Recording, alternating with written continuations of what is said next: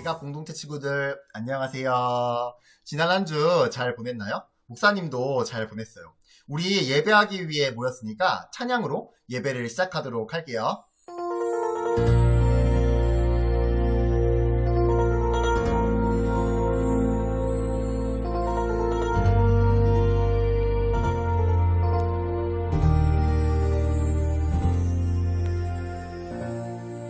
하늘에 문을 여소서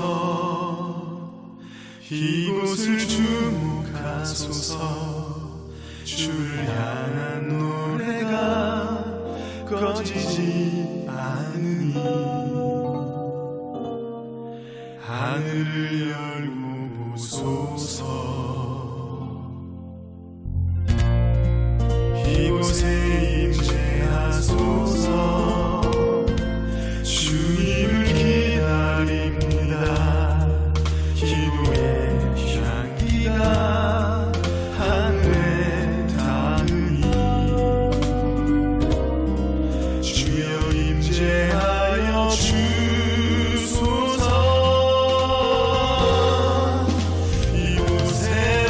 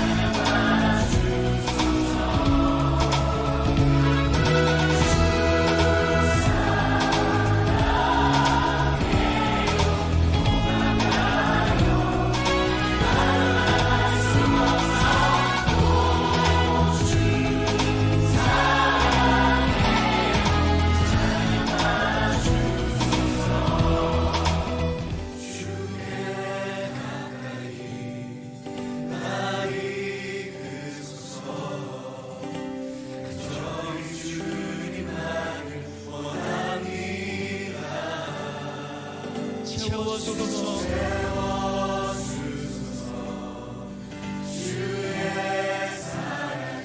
진정한 찬양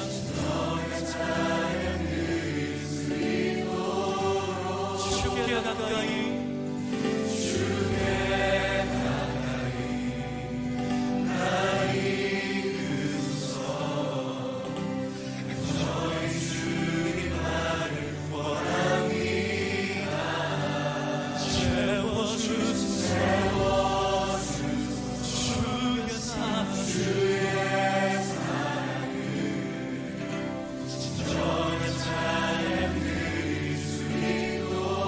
목마른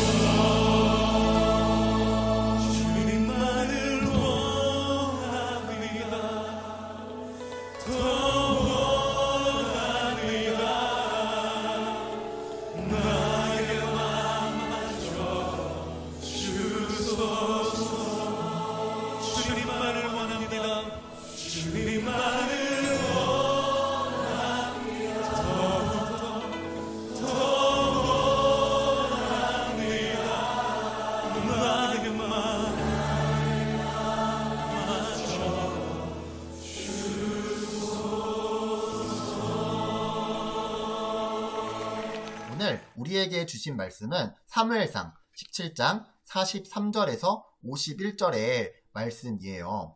화면을 같이 보면서 다 같이 봉독하도록 할게요.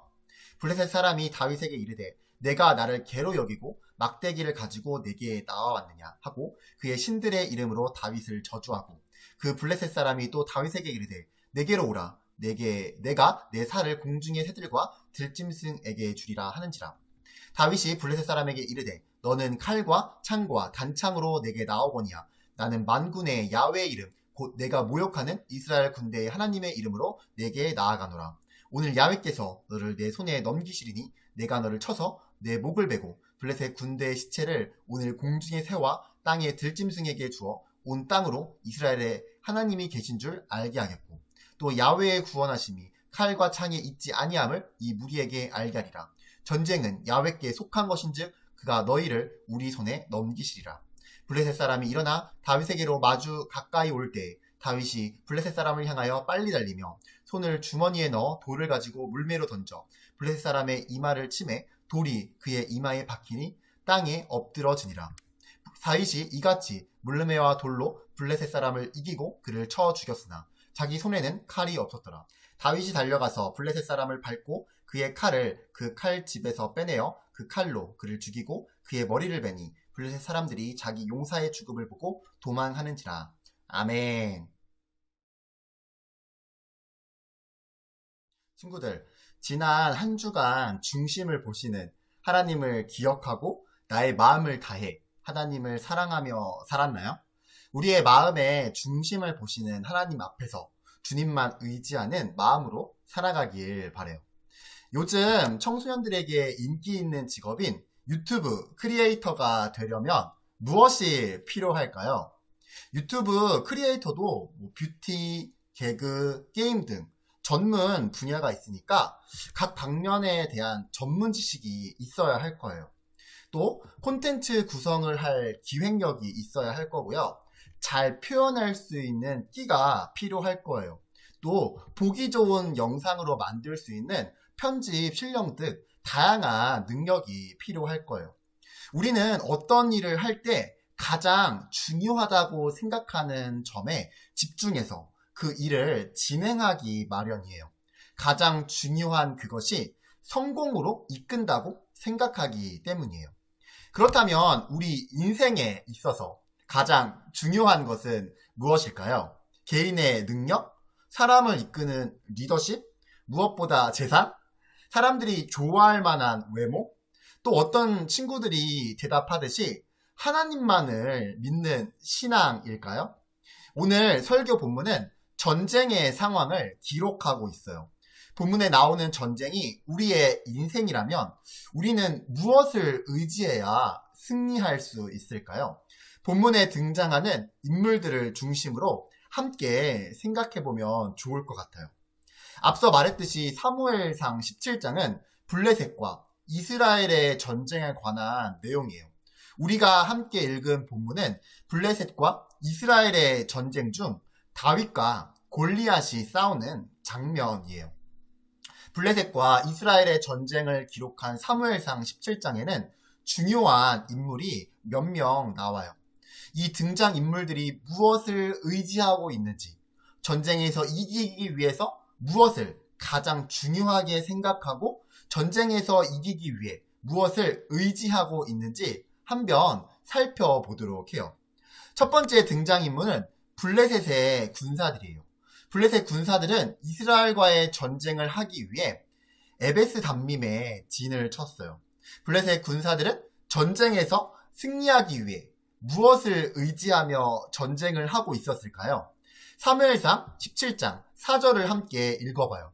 블레셋 사람들의 진영에서 싸움을 도둑는 자가 왔는데 그의 이름은 골리앗이요. 블레셋 군사들은 블레셋의 장수 골리앗을 의지했어요. 겉으로 보기에도 골리앗은 의지할 만한 장수였어요. 성경은 골리앗의 외양을 이렇게 묘사해요. 키는 6규빗 한 뼘, 약 3m나 돼요. 투구를 썼고 비닐 갑옷을 입었어요. 골리앗이 입었던 비닐 갑옷은 약 50kg, 창날의 무게만 약 7kg라고 해요. 이 밖에도 여러 무기들을 지녔어요.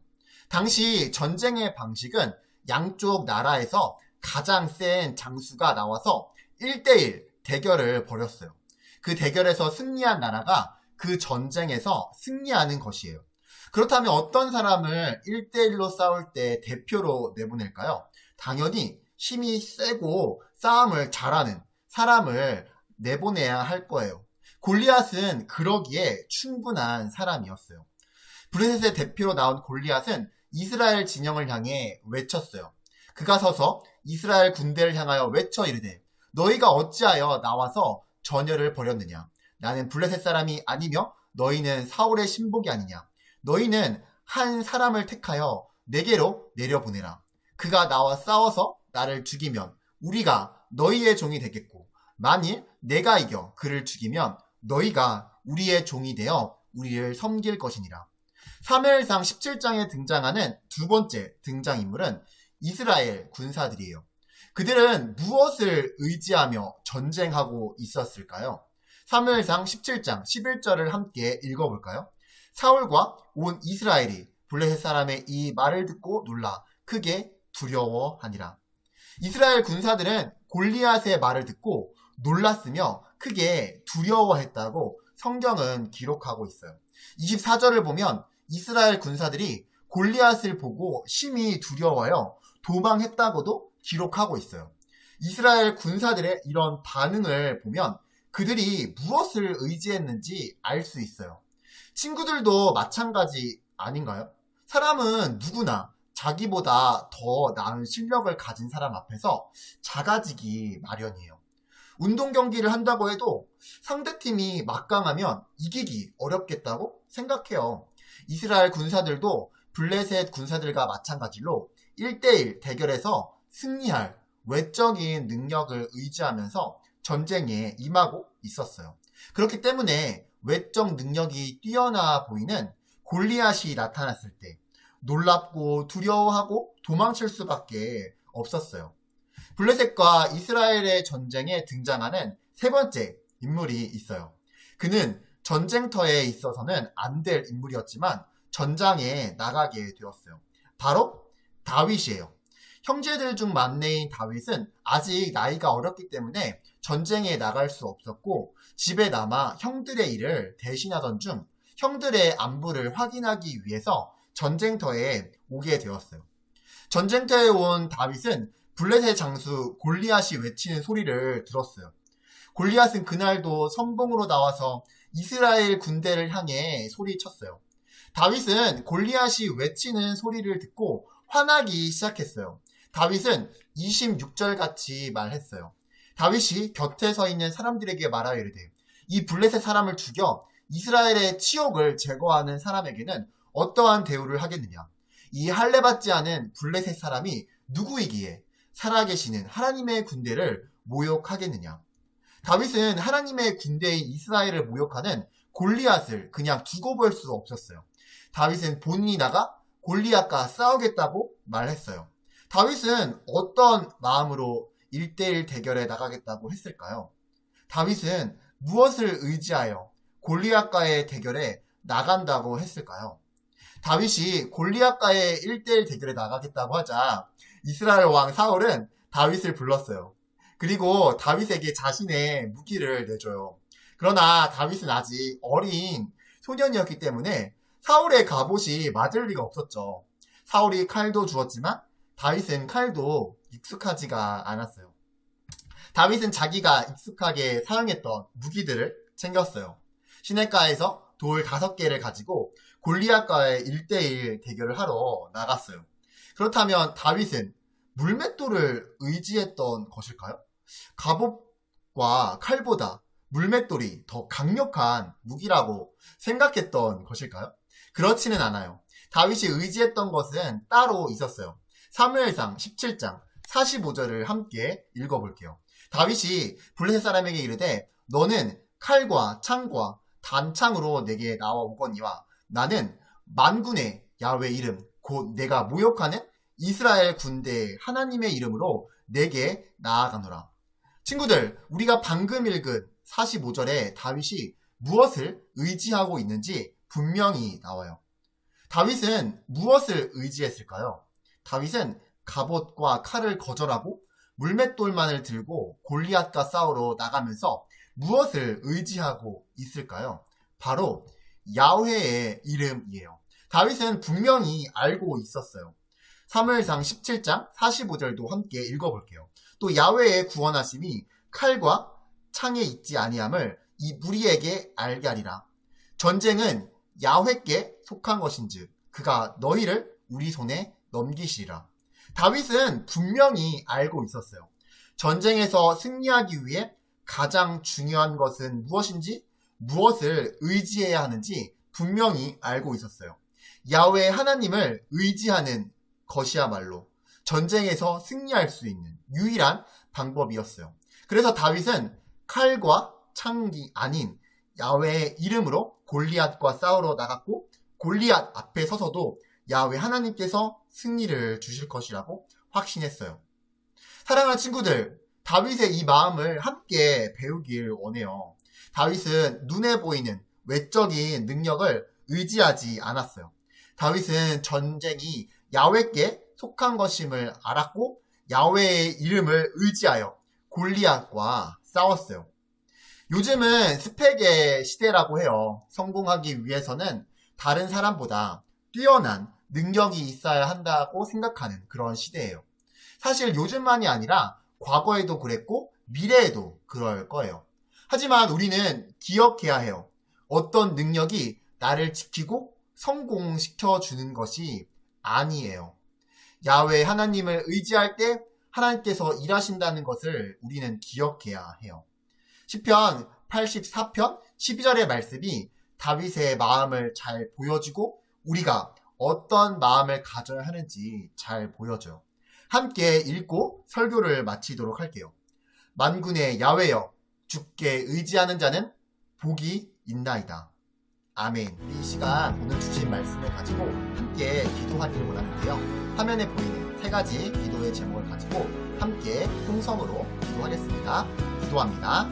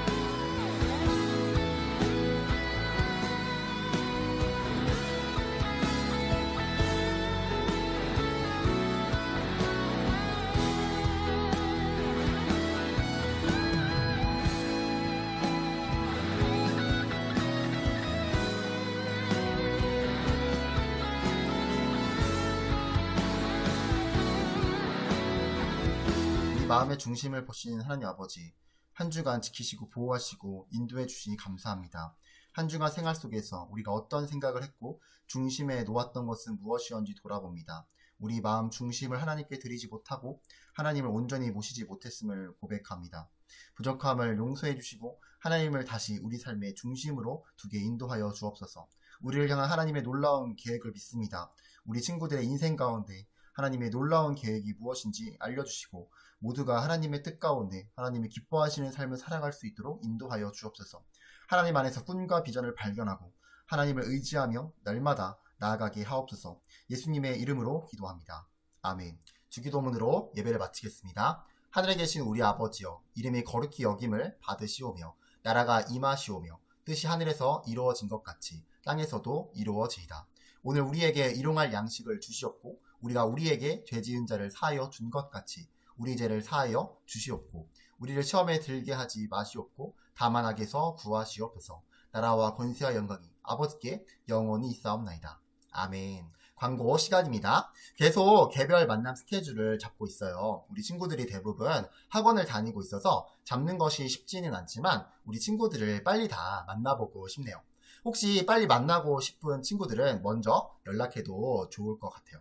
그럼 우리 얼굴 한 번씩 보고 인사하며 예배를 마치도록 할게요.